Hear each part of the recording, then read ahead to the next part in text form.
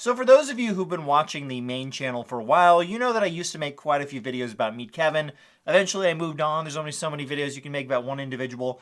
But every once in a while, Meet Kevin will do something so stupid, I have to cover it, and that's what we're gonna do today. So if you don't know, last month, Meet Kevin put out a video where he accused someone of being a mass shooter who killed a bunch of people, and it turns out the guy wasn't a mass shooter and he didn't kill anyone. So that's not smart, Kevin. That would be defamation.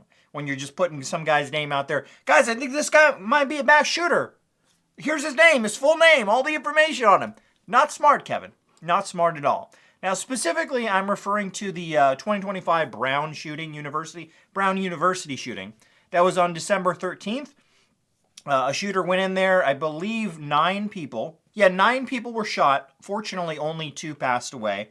But that was on December 13th. And what was really interesting about the Brown University shooting was that we didn't know who the actual shooter was for, I believe, 5 or 6 days, which was unusual. Usually, either the police might, end up killing the guy there on scene, or they'll find out who it is shortly after. So 5, 6 days later, we don't know who it is. There's a lot of speculation going around as to who this individual was. Now, Meet Kevin, decided, hey, this is a great, if you don't know, he puts out a lot of news type videos recently.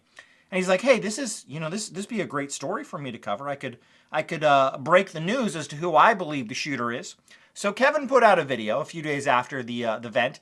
FBI cover-up. Brown shooter identity, Mustafa Karbouche. I'm probably mispronouncing that. But let's take a quick look at that clip from that video. Okay, there's either a cover-up going on, or by the time you watch this video, maybe there's already news that this is indeed the person. Maybe not, we don't know. But there's something really weird going on right now. There's this Palestinian third-generation individual named Mustafa Karbouche, who apparently is a Brown University student. In fact, here he is in the Brown 2024 annual report. Here he is in the Brown 23-24 annual report. There's an allegation that this individual has also, on his X account, Mustafa_KH_, apparently recently followed Zoran Mamdani. On top of that, has also potentially left a review for a 9mm firearm. So Kevin put out that video. As of the screenshot that I showed you, it had about 33,000 views. And there were a lot of people, it wasn't just Kevin, there were a lot of people that were saying on Twitter mostly, this happens a lot, this happened with the Charlie Kirk shooting, because we didn't know who the shooter was initially in that as well, and a lot of people were spreading rumors, oh, I think it's this person or this person, right? Happens a lot on Twitter. It really shouldn't happen, just putting information out there that isn't true, claiming these individuals are shooters when they're not. But anyway, in the Brown University shooter incident, this happened, a lot of people were spreading this guy's name, Mustafa Karbouche, or however you pronounce it, as potentially the shooter. He was an Iranian student at the school, and what piqued a lot of people's interest is they started sharing this for whatever reason. I don't know if it's racial issues or whatever. They started saying this guy was the shooter. The school eventually took down his profile. He had, I think, won awards or something at the school, so his information was on their website. They took all information down, and that obviously fueled more speculation. People the school's trying to hide this guy is the shooter. The school eventually came out and said that's not the case. We don't want misinformation to be spread. That's why we took all this down, because everyone was promoting this guy's picture all over the internet. But Kevin was one of the few, the only one I found, that actually put a video out that said, hey, I'm going to put this guy's name in the title of the video and show all the evidence that this guy might be the shooter. Eventually got 33,000 views. Now, a few days after Kevin put out his video, it eventually came out who the actual shooter was. It was Claudio Manuel Neves Valentin. I'm sure I mispronounced it as well. But he was found, I believe, in a storage unit. He self-deleted himself. And that was the shooter of the Brown shooting, right? So the other guy that Kevin was talking about, Mustafa Karbouche, had nothing to do with the shooting whatsoever.